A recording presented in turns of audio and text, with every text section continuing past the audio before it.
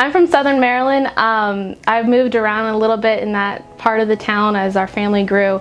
But I'm really it's a small little town in the middle of nowhere. My church is between two cornfields.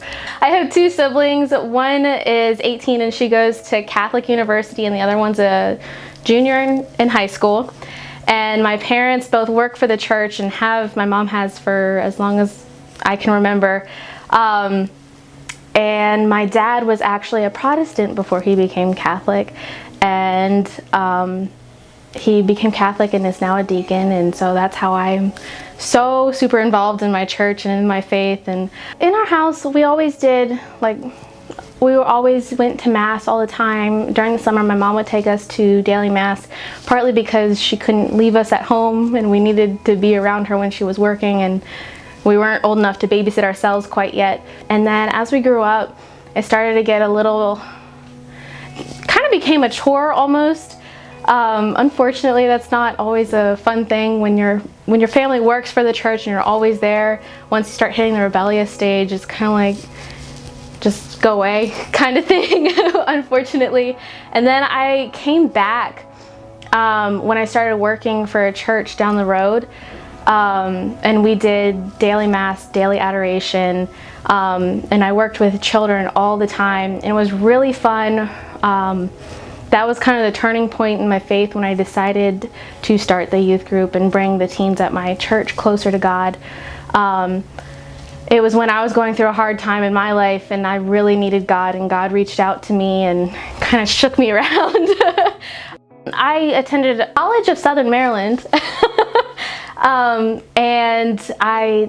it was hard because it was driving 45 minutes, and I had to miss a lot.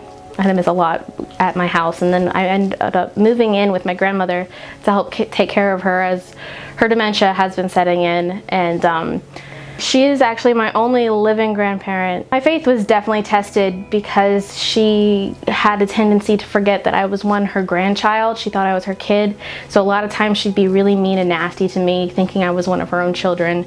And in my family, we're all very, very passive-aggressive when we're angry with each other.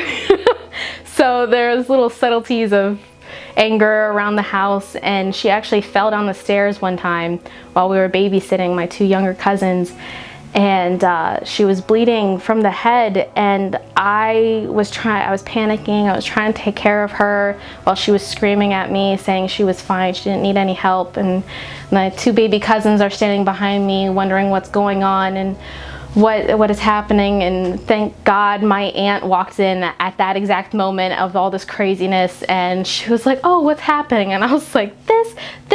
She's like, "Okay, just take the kids upstairs." She took care of her mom. It was very hard and heartbreaking to watch someone you're so close with lose all of their mind and kind of have that reaction with you.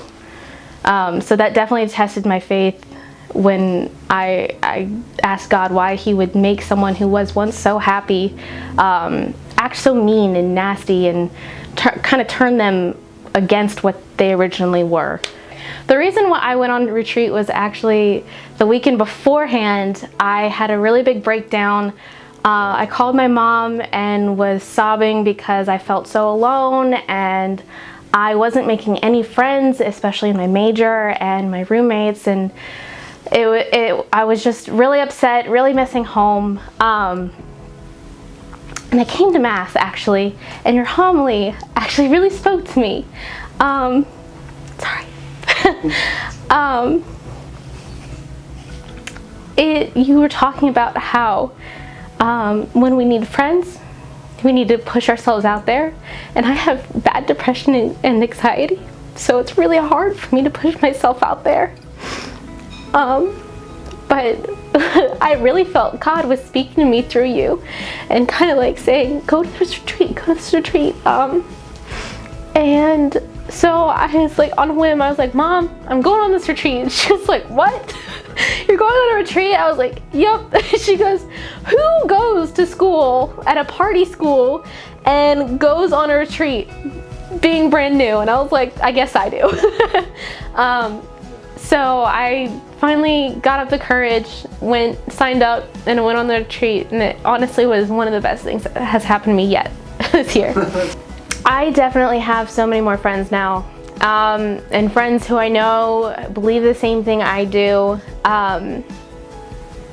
who I know I can go to because they're probably more than likely going through the same exact thing as I am, but God has a plan.